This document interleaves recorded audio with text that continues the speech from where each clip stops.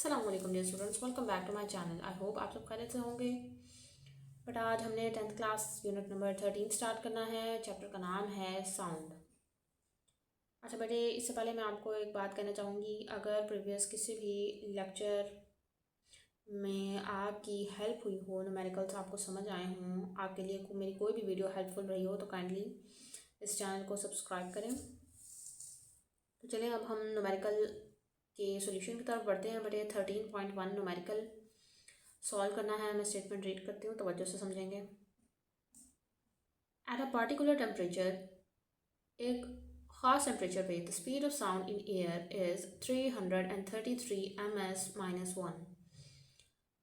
एक specific temperature पे बेटे स्पीड ऑफ साउंड जो है, यानी साउंड की वेव्स की स्पीड हवा में होती है 333 metre per second. If the wavelength of sound wave is 3 centimetre, अगर उस वेव की वेवलेंथ जो है वो 3 सेंटीमीटर है। कैलकुलेट द फ्रिक्वेंसी, आपने फ्रिक्वेंसी फाइंड करनी है इसी साउंड वेव की।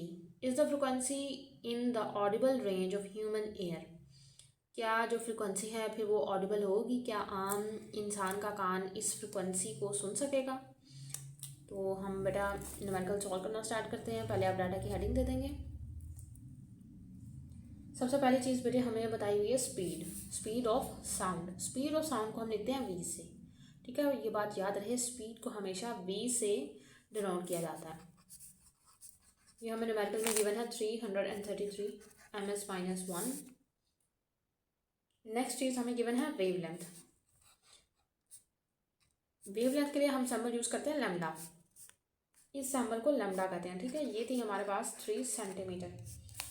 तो बेटे ये हमारे पास मीटर में बनेगी 0.03 मीटर। यानी देखें, सेंटी को हमने ख़त्म करवाना है, तो क्या करेंगे हम 103 को 100 से डिवाइड करवाएंगे। जब हम 3 को 100 से डिवाइड करवाएंगे तो ये हमारे पास बनेगा 0.03 मीटर, ठीक है। यानी तो आप इस स्टेप को नोट कर लें, 3 को डिवाइड करवाएं 100 से और साथ लिखें मीटर, तो आपके पास आंसर आएगा 0.03 मीटर। तो बेटे अगली चीज़ अब हमने फाइंड क्या करनी है, हमने फाइंड करनी है फ्रिक्वेंसी। टू फाइंड की हेडिंग दे दें। फ्रिक्वेंसी हमने फाइंड करनी है। फार्मूला बेटे हमारे पास बन जाएगा, जो हमने क्वेश्चन शुरू से पढ़ते आ रहा है, v equal to f lambda. इसमें से फ्रिक्वेंसी हम निकाल लेंगे, वी एक तरफ लैम्डा दूसरी तरफ ले जाएंगे। देखें फ्रिक्वेंसी मैंने वही रहने दी, वी की वैल्यू भी वही रहेगी, लैम्डा को दूसरी तरफ ले जाके आप डिवाइड करवा देंगे सिंपली। वी की वैल्यू प्लेस करें, वी की वैल्यू क्या है 333। बेटा वी की जगह आपने वैल्यू प्लेस की 333 ms-1, ये आपने लिख दिया। लैम्डा की वैल्यू क्या थी 0.03 मीटर इक्वल टू एफ। अब बेटे ये स्टेप में एक्स्ट्रा समझ लें या डिटेल में आपको समझाने की खातिर कर रही हूँ। देखिए अब एक्सप्रेशन इस तरह से बना, और अमूमन आप ये चीज़ इस तरह लिखेंगे f equal to 333 ms-1 divided by 0.03 m। अब बेटा देखो, मैंने जब यहाँ से एफ़ की वैल्यू डिराइव की ना, तो मैंने इसकी जगह चेंज नहीं की, सिर्फ आपकी आसानी की खातिर कि आपको समझ आए कि हम इक्वेशन किस तरह बनाएंगे। तो सिंपली मैंने इसी में ही वैल्यू प्लेस करवा दी। आप इसको डिवाइड करवा दो, आंसर ठीक आएगा। जिस तरह देखें, एफ़ अगर आप राइट साइड पे रहने देंगे तो भी ठीक है, लेफ़्ट पे रहने ले जाएंगे तो उससे कोई फ़र्क नहीं पड़ेगा। तो आप बेटा इसको डिवाइड करवाओ, ये आपके पास आंसर आएगा तकरीबन 11,000, ठीक है। अब क्योंकि हमने फ्रिक्वेंसी फाइंड की है, फ्रिक्वेंसी का यूनिट होता है hertz.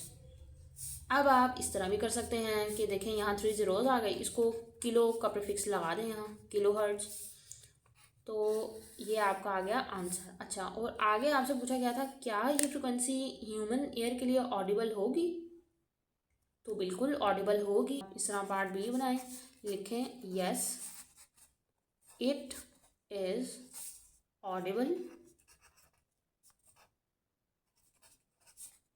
To human, HUMAN, to human year.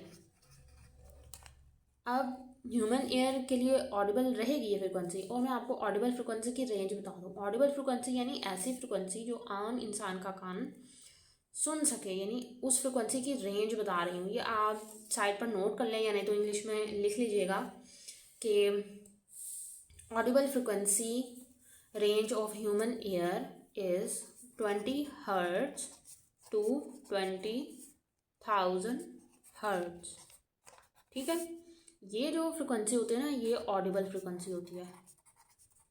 ये यूँ समझें, मैंने आपको समझाने के लिए लिख दिया, ऑडिबल फ्रिक्वेंसी होती है ये।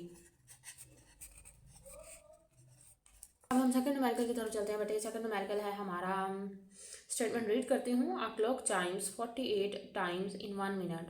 बेटा चाइम का मतलब है कि जिस तरह आपने देखा होगा जो बड़े क्लॉक्स होते हैं ना, जिनमें पेंडुलम भी होता है, तो आप उनमें ऑब्जर्व करते होंगे कि एक स्पेसिफिक टाइम गुजरने के बाद ना घड़ी से एक स्पेसिफिक साउंड क्रिएट होता है। मैं कोशिश करूँगी वीडियो में एडिट करके आपको दिखा दूँ कि किस तरह एक क्लॉक जो है वो चाइम करता है। चलें अब आगे हमने इसको समझते हैं। 48 टाइम्स जो है वो क्लॉक चाइम कर रहा है इन 1 मिनट, 1 मिनट में। कैलकुलेट द फ्रिक्वेंसी, आप फ्रिक्वेंसी कैलकुलेट करें and period of the chyme, और उस टाइम का पीरियड भी फाइंड करें। तो बेटे सिंपली यहाँ आप नंबरिंग दे दें। 13.2 है आपका न्यूमेरिकल। डाटा की हेडिंग दें। देखो बेटा एन से मुराद यानी कितनी दफ़ा क्लॉक चाइम कर रहा है। ठीक है, तो 48 टाइम्स लिखेंगे। टाइम हमें गिवन है 1 मिनट का। क्या कैलकुलेट करना है? टू फाइन आपने करनी है फ्रिक्वेंसी और उसका पीरियड। पीरियड से मुराद टाइम पीरियड। ठीक है, अब मैंने आपको प्रीवियस लेक्चर में समझाया था कि फ्रिक्वेंसी और टाइम पीरियड ना एक दूसरे के इन्वर्स होते हैं। सबसे पहले F equal to n by capital T लिखेंगे। ठीक है, एन 48 टी।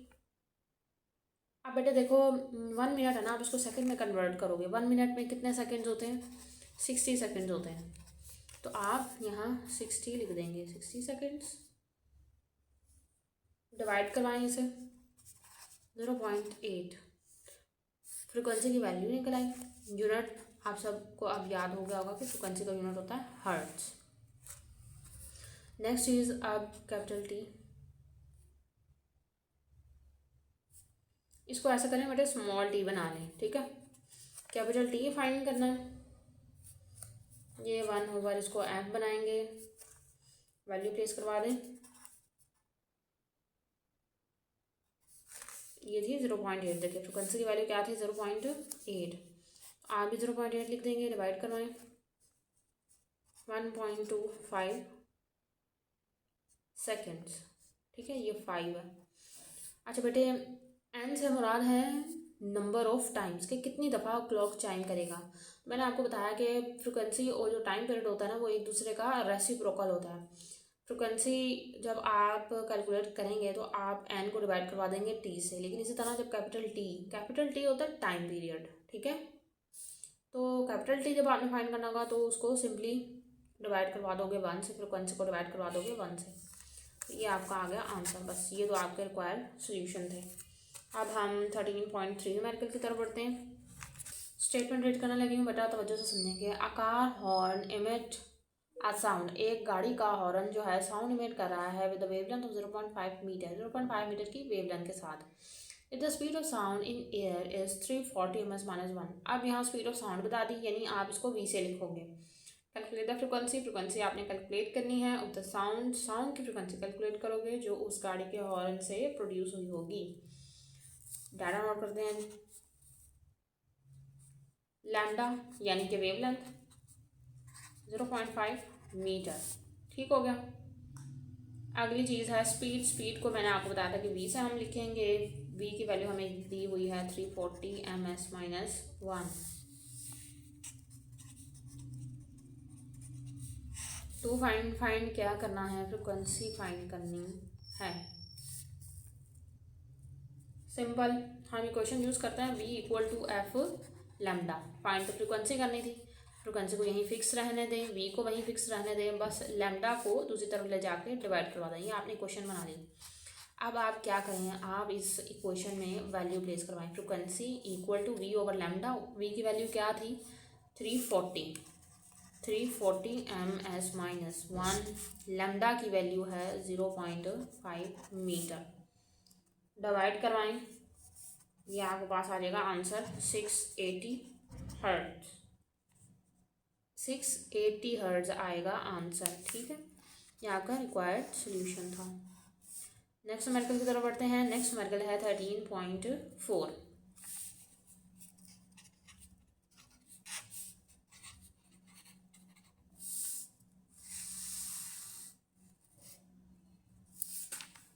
स्टेटमेंट रीड करते हुए बेटे तवज्जो से समझेंगे। A wave travel with the speed of 500 metre per second. Wave की स्पीड है, स्पीड को v से लिखेंगे 500 मीटर पर सेकेंड।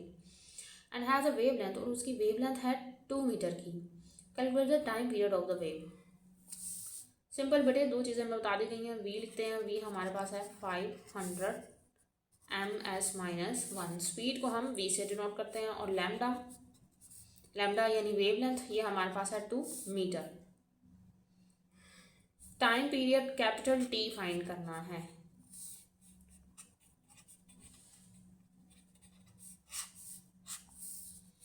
फॉर्मूला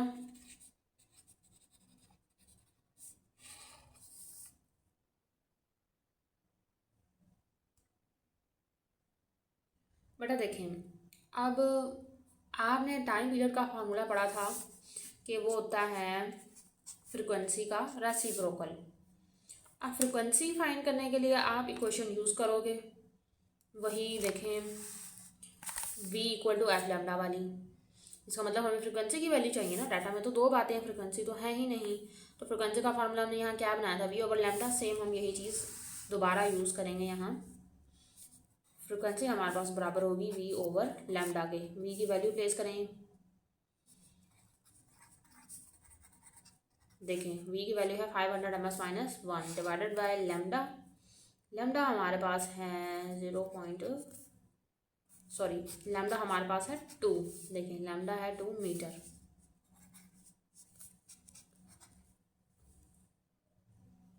ये बनेगा आपका तकरीबन 250 बन जाएगा, 250। अब फाइंड आपने क्या किया फ्रिक्वेंसी, तो यूनिट हर्ट्ज का आ जाएगा। Frequency equal to 250 hertz. अभी आपने सिर्फ फ्रिक्वेंसी की वैल्यू फाइंड की है, याद रहे फाइंड टाइम पीरियड करना था। अब आप क्या करो, टाइम पीरियड का फार्मूला लगाओ। Capital T equal to 1 over f equal to 1 by 250 hertz लिख दें साथ। डिवाइड करवाएं 1 से, ये आपके पास बनेगा 0.00004 सेकेंड्स। ये असल में आपका रिक्वायर्ड आंसर है। अब आप देखें डाटा में आपके पास सिर्फ दो चीज़ें थी, स्पीड और वेव लेंथ। फ्रिक्वेंसी की वैल्यू नहीं थी, फिर उसके लिए हमने फ्रिक्वेंसी खुद से फाइंड की और उसको टाइम पीरियड के फार्मूला में पुट किया, उसका रेसिप्रोकल ले लिया, तो ये हमारा रिक्वायर्ड आंसर आ गया। अब हम चलते हैं फिफ्थ न्यूमेरिकल की तरफ। बेटे पांचवा न्यूमेरिकल स्टेटमेंट रीड करती हूँ, तो वजह से समझेंगे। A research boat send a sound wave straight to seabed. Seabed समंदर की गहराई में एक रिसर्च बोट है, वो साउंड वेव यानी साउंड का सिग्नल भेज रही है समंदर की गहराई में। And receive the echo 2 second later. Echo कहते हैं यानी किसी भी साउंड वेव को अगर हम देखें, मैं आपको समझाती हूँ। इको मिसाल के तौर पे सपोज ये कोई शिप है और ये है समंदर या पानी वगैरह जो भी, ठीक है। अब ये जो वेव है ना, ये इसमें साउंड वेव जो है भेज रही है समंदर की गहराई में, सी बेड में। एक पॉइंट आता है कि उस समंदर की इंतहा वहाँ ख़त्म होती है, उस जगह समंदर के अंदर भी तो बेटे ज़मीन होती है ना आखिर। तो जब उस पॉइंट पे वो वेव टकराएगी, वो वेव टकरा के वापस जाएगी, ठीक है, वापस इस बोट तक जाएगी। कितनी देर बाद, 2 सेकेंड्स, हाँ बिल्कुल 2 सेकेंड्स बाद जो है वो सिग्नल टकरा के वापस जाएगा उस रिसर्च बोर्ड पर। The speed of sound in sea water, अब सी वाटर में स्पीड जो है साउंड की वो है 1600 metre per second. Find the depth of the sea, आपने उस समंदर की गहराई फाइंड करनी है एट दिस पोजीशन, इस पॉइंट पे। ठीक है बेटे, फार्मूला थोड़ा सा चेंज लगेगा, ज़रा समझ के आप लोग कीजिएगा। देखिए 13.5 आपका न्यूमेरिकल है, डाटा लिख दें। डाटा आपके पास है, सिर्फ टाइम 2 सेकेंड का दिया है, और हमें अगली चीज़ क्या बता दी गई है, speed of sound in sea water 1600 ms-1। ये आप बुक से भी मैच कर सकते हैं बेटे। अब ना फार्मूला देखें, फार्मूला आप लिखेंगे 2 multiply depth equal to v cross t। अब बेटा देखो 2 क्यों लिखा, जब पहली दफ़ा साउंड आया और सी बेड से टकराया और फिर दोबारा वापस गया, ठीक हो गया। 2 मल्टीप्लाई डेप्थ यानी उस समंदर की कितनी गहराई होगी, equal to v cross t। अब बेटा देखो v यानी स्पीड, t से मुराद टाइम, तो वैल्यू प्लेस कर दो। v की वैल्यू हमारे पास क्या है 1600 थी, टाइम हमारे पास 2 सेकेंड का था, 2 सेकेंड। डेप्थ वैसे ही लिखा रहने दें, ये 2 इधर से दूसरी तरफ ले आए, डिवाइड करवा दें यहाँ, ये आपके पास आंसर आएगा। देखें 2 से कैंसिल हो जाएगा, सिंपल डेप्थ जो है वो आपके पास आ जाएगी 1600 मीटर। गहराई फाइंड करनी है ना तो मीटर, ठीक हो गया। तो ये आपका इस तरह ये भी न्यूमेरिकल सॉल्व हो गया।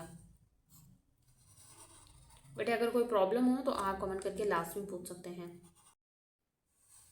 13.6 न्यूमेरिकल बेटा मैं स्टेटमेंट रीड करना स्टार्ट करती हूँ, आप तवज्जो से समझेंगे। A person claps his hand, एक आदमी ताली बजाता है, नियर अ माउंटेन, एक पहाड़ के करीब, and hear the echo, echo कहते हैं आवाज़ की गूंज को। जब साउंड वेव किसी चीज़ से टकरा के वापस आएगी ना तो वो दोबारा से वही साउंड क्रिएट करेगी, ठीक है। जितनी दफ़ा आपके साउंड की वेव टकराती जाएगी किसी चीज़ के साथ, उतनी ही दफ़ा आप अपनी ही आवाज़ बार बार सुनते रहेंगे, तो इस तरह आवाज़ की गूंज पैदा होती है। आफ्टर 6 सेकेंड, 6 सेकेंड बाद, if the speed of sound is 343 ms-1, अगर साउंड की स्पीड 343 ms-1 है तो फिर डिस्टेंस कितना होगा उस माउंटेन और उस आदमी के दरमियान, ठीक है। या स्टेटमेंट क्या लिखिएगा, डिस्टेंस ऑफ द माउंटेन, उस पहाड़ का डिस्टेंस कितना होगा उस शख्स से, ठीक है। तो डाटा लिखते हैं बेटे। पहली चीज़ हमें क्या गिवन है, टाइम है 6 सेकेंड्स, v की वैल्यू हमें गिवन है 343 ms-1, डिस्टेंस फाइंड करना है बेटे। डिस्टेंस का ना फार्मूला इस तरह से कुछ बनाएं, देखें डिस्टेंस लिख दें v cross t divided by 2। ये वही फार्मूला बेटा जो आपने प्रीवियस न्यूमेरिकल में बनाया था, लेकिन फ़र्क सिर्फ ये है कि वहाँ हमने डेप्थ का वर्ड यूज़ किया था, यहाँ हम डिस्टेंस का वर्ड यूज़ करेंगे। v की वैल्यू है 343 मल्टीप्लाई टाइम हमारे पास है 6 सेकेंड का, डिवाइड करवा दें 2 से, ये हमारे पास आ जाएगा 1029। हमने फाइंड क्या किया, डिस्टेंस का यूनिट होता है मीटर, तो ये आ गया आपका रिक्वायर्ड सॉल्यूशन। बेटे इन तमाम न्यूमेरिकल्स में कहीं भी कोई भी प्रॉब्लम हो, मुझसे कोई गलती हो गई हो या आपको समझ नहीं आ रहा कुछ, तो आप काइंडली कमेंट करके मुझसे लास्ट में पूछ सकते हैं। Students, don't forget to like, share and subscribe my channel for more upcoming educational content. Thank you. Allah Hafiz.